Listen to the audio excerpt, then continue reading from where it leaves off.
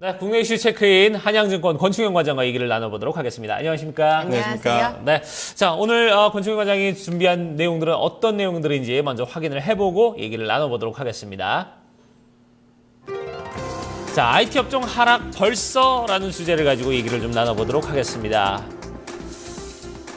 자, IT 관련주들이 어제 흐름이 좀 좋지 못했습니다. 뭐 삼성전기도 그랬고 전반적인 좀 IT 쪽의 업종들이 좋지 못한 흐름을 가져갔는데 이게 좀 계속해서 좀 추세로 이어질 것이냐 하는 부분에서 오늘 좀 얘기를 나눠보도록 하죠. 네, 뭐 그동안 항상 뭐 좀 좋았던 업황, 좋아질 업황들만 좀 가지고 나왔다가 오늘은 좀 IT를 좀 갖고 나왔습니다. 네. 그동안 좀 IT가 갤럭시 S6의 기대감으로 굉장히 좀 강세를 보였는데 한 요 근래 한 이틀간 좀 삼성 전기가 하락하면서 굉장히 좀 조정폭이 좀 크게 받는 모습들을 보여줬습니다. 일단은 어제 같은 경우는 애플의 공급 부품사인 뭐 무라타와 좀 비교가 되면서 전 세계에서 가장 비싼 휴대폰 부품 회사다라는 기사가 나오면서 굉장히 좀 센티가 무너졌던 것 같습니다. 그러면서 좀 전체적으로 분위기가 확산되는 분위기였다라고 좀 생각이 들고요. 더군다나 뭐 그 전주부터는 뭐 A3 라인도 좀 지연될 가능성이 많다라고 하면서 IT 쪽에 전반적으로 분위기가 좀 좋지 못했던 것 같습니다. 다만 뭐 제가 봤을 때는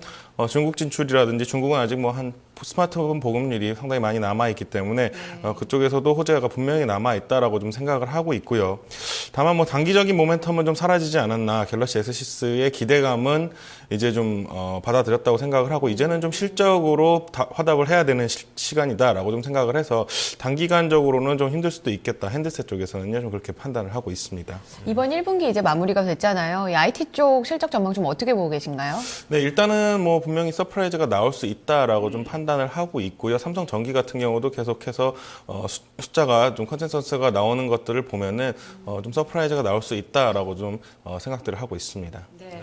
그럼 좀 부품이나 반도체 쪽으로 좀 가보도록 할게요. 어제 완제품이 좀 무너지게 되면서 부품사들도 좋지 못한 양상을 좀 보여줬었거든요. 이쪽에 투심이 좀 많이 약화되어 있는 상황입니다. 이쪽도 역시 실적 모멘텀을 보고 좀 기다려야 될 자리일까요? 이제는 좀 확인을 해야 되는 구간이라고 좀 생각을 하고 있습니다. 왜냐하면은 예전과는 다르게 예전에는 부품 한 가지를 사용한다면은 좀 이런 한 가지 회사만 쓰는 게 아니라 좀 한 세 군데, 네 군데, 한 듀얼 벤더 이상을 네. 사용했던 것이 삼성전자인데 지금 같은 경우 요새 같은 경우는 이제 한 곳으로 좀 몰아주면서 대신 단가 압력을 굉장히 많이 들어옵니다.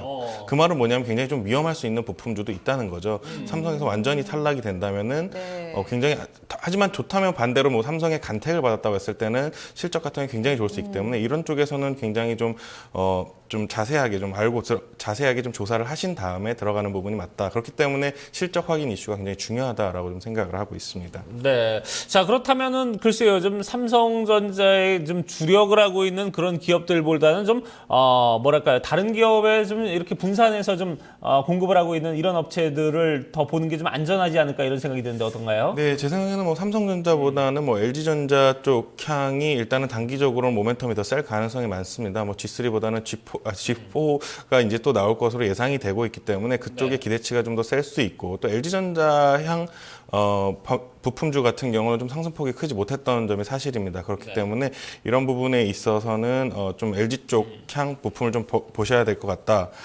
그리고 뭐 반도체도 좀 보셔야 될 것 같습니다. 반도체도 뭐 IT 중에 하나이기 때문에 그동안 뭐 반도체의 이런 장비주들이 굉장히 좋은 모습을 보였습니다. 그 이유는 아무래도 뭐 반도체 쪽에 투자가 좀 이루어져서인데요. 다만 뭐 DRAM 가격이나 낸드 플래시 가격은 오히려 3월 달에 좀 떨어지는 모습을 보였습니다. 네. 보통 그 이유는 아무래도 좀 계절적인 이슈가 굉장히 클 것 같고요. 네. 일단은 뭐 가격은 하락했지만 시장의 컨센서스 수준 정도로 하락을 했다라고 좀 판단을 하고 있습니다.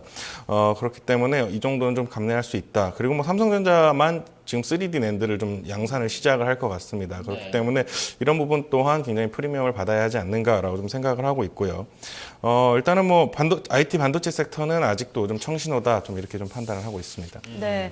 앞으로가 걱정입니다. 사실 IT 섹터 같은 경우에는 정말 그동안 실적 때문에 바닥까지 떨어졌다가 그렇죠. 이제 반등을 주고 있는 시점이거든요. 여기서 무너지게 되면 굉장히 좀 실망감도 클 것 같은데 실적을 보고 가자 하셨습니다. 시장 대응 전략 좀 더 추가적으로 주시면요. 네, 일단은 뭐 어제 나왔던 기사를 제가 좀 자세히 읽어보니까 뭐 금융 일각 어떤 분이 말씀을 하셨다고 했는데 뭐 삼성전기가 전 세계에서 가장 비싼 부품 회사다라고 했더라고요. 일단은 제가 봤을 때는 가장 비싸야 되는 회사가 맞습니다.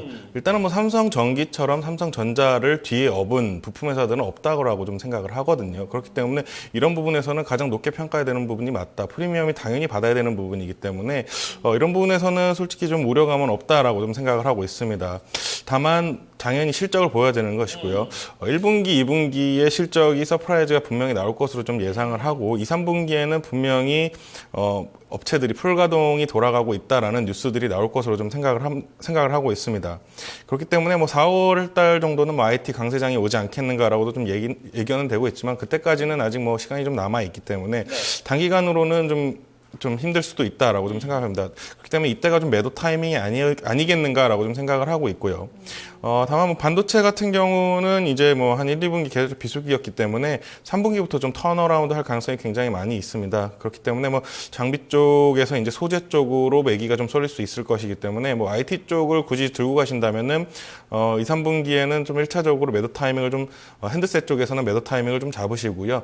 그때 뭐 소재 쪽, 반도체 소재 쪽으로 해서 좀 옮겨 타셔도 좀 이런 교차 매매 대응이 굉장히 좀 유효할 것이다라고 좀 생각을 해서 좀 IT 섹터 좀 얘기를 해봤습니다. 네. 자, 전체적으로 좀 1, 2분기가 좀 이제 고비가 올 것이다. 여기서 이제 잘만 넘어가면은 3, 4분기 다시 좀 반등을 가져올 거고 거기서 이제 매도 타이밍을 가져가면은 수익 실현을 좀 할 수 있지 않겠냐. 이런 부분에 대해서 좀 짚어주셨습니다. 어쨌든 뭐 계속해서 뭐 핸드폰 부품주들 그리고 반도체주들 계속해서 좀 앞으로의 전망은 뭐 나쁘지 않다는 부분이 좀 전반적인 대세니까요. 이런 부분들 여러분들께서 좀 챙기시면 될 것 같습니다. 자, 그러면 이제 다음 이슈 또 이어서 얘기를 나눠보도록 하겠습니다.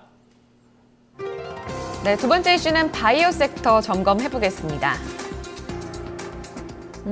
최근 랠리를 이어갔던 중심에 서 있었던 종목입니다. 바이오 섹터 가운데서 최근에는 제약 섹터도 함께 올라가는 그런 움직임들이 나타나는데요. 간밤에 미국 시장에서 다시 한번 또 바이오주 거품이 아니냐 이런 목소리가 나오면서 바이오주가 미국 시장에서 좀 흔들렸습니다. 지금 어떻게 봐야 될까요? 일단은 뭐 바이오 섹터 어제 좀 좋은 뉴스가 좀 나와서 좀 일단은 준비를 해봤습니다. 바이오 같은 경우는 올 한 해 계속되지 않겠는가 좀 생각을 합니다. 물론 미국 시장의 영향도 굉장히 컸던 부분이 사실이긴 하지만 한국에서는 이제 드디어 바이오로 기술 수출이 시작되기 시작했기 때문에 이런 부분은 당연히 좀 시장에서는 강세 요건이 되겠다. 라고 좀 생각을 하고 있습니다. 다만 뭐 이런 기술 수출이라든지 계약 체결의 이슈가 나올 때마다 좀 들썩일 수 있다라고 좀 생각을 합니다. 왜냐하면 바이오 같은 경우는 이런 파이프라인 하나하나의 기술력 뭐 아니면은 정말 기술 가치에 대해서는 조사를 하거나 아니면 알아내기가 정말 어렵기 때문에 이런 부분에서는 굉장히 좀 이런 편차가 굉장히 심할 것이기 때문에 전체적으로 업종 전체의 분위기에 따라서 매매를 하셔야 되지 않겠나 좀 이렇게 생각을 합니다. 저는 일단 삼성제약하고 젠백스가 세계 최초 뭐 최장암 치료 백신 라이센스를 좀 계약을 체결을 했습니다. 한 50억 수준의 계약이었고요. 젠백스가 그전부터 좀 지분 참여를 하는 부분이 삼성제약의 지분 참여를 좀 했습니다. 그런 부분을 좀 굉장히 의심하고 있었는데 이런 뉴스가 나오면서 왜 그랬는지 좀 이해가 가는 부분이었습니다. 일단은 삼성제약 같은 경우는 주가 상승폭이 굉장히 컸습니다. 요 근래 그렇기 때문에 좀 편입하기에는 굉장히 부담스럽다라고 좀 말씀을 드리겠고요. 다만 오늘 바이오 전체적으로 좀 들썩거리지 않겠는가라고 좀 생각해서 이런 이슈를 가지고 나왔습니다. 네, 전반적인 뭐 센티멘트는 긍정적이겠으나 이슈가 있을 때마다 좀 출렁임이 있을 거라는 말씀이신 거잖아요. 여기 안에서 그러면 전략을 가져가게 된다면 아무래도 펀더멘털이 아닐까 싶은데 전반적으로 그럼 최선호주 전략으로 가져가게 된다면 어떻게 보고 계신가요? 네, 일단은 뭐 바이오 섹터에서 가장 중요한 부분은 왜냐면 바이오 같은 경우는 제가 방금 전에 말씀드렸듯이 기술이라든지 이런 기술 가치의 평가가 어렵기 때문에 굉장히 체력적으로 재무적으로 굉장히 좀 튼튼한 회사에 좀 투자를 하시는 게 좋을 것 같다라고 말씀드리겠습니다. 그렇다면은 제약사이면서 바이오를 같이 하는 그런 회사가 좋지 않겠나 생각해서 오늘은 좀 한미약품을 가지고 왔습니다. 네. 일단은 한미약품 같은 경우는 최근에 역대 최고가로 바이오 기술 수출을 이루어냈습니다. 그러면서 시장의 중심이 되면서 굉장히 큰 폭의 상승을 했고요. 그렇죠. 또 단기간 좀 한 일주일에서 2주 정도 굉장히 한 일주일 정도 좀 조정을 크게 받았습니다. 하지만 제가 봤을 때 이번 조정은 뭐 임원급 회장이라든지 뭐 측근의 매도가 주가 되지 않았나라고 좀 생각을 하고요. 이런 부분은 뭐 성장성하고는 굉장히 좀 관련이 없는 부분이기 때문에 아직도 성장성이 크게 좀 유효하다라고 좀 생각하고 있고요.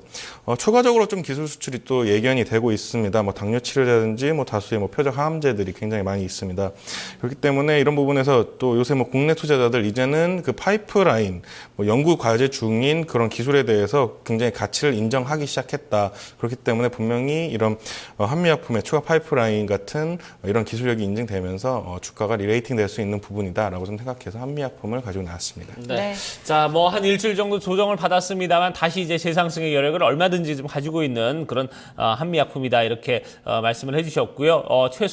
최선호주로 바이오 업종에서 좀 꼽아주셨습니다. 이번 올해 한 해 동안 뭐 바이오 업종 계속해서 좀 흐름이 괜찮을 것 같다는 게 건축원들의 의견이니까 이런 부분도 여러분들께서 잘 좀 생각을 해두시길 바라겠습니다. 네, 두 가지 이슈 여기서 마무리 짓도록 하겠습니다. 국내 이슈 체크인 한양증권 권중현 과장과 함께했습니다. 감사합니다, 과장님. 네, 고맙습니다.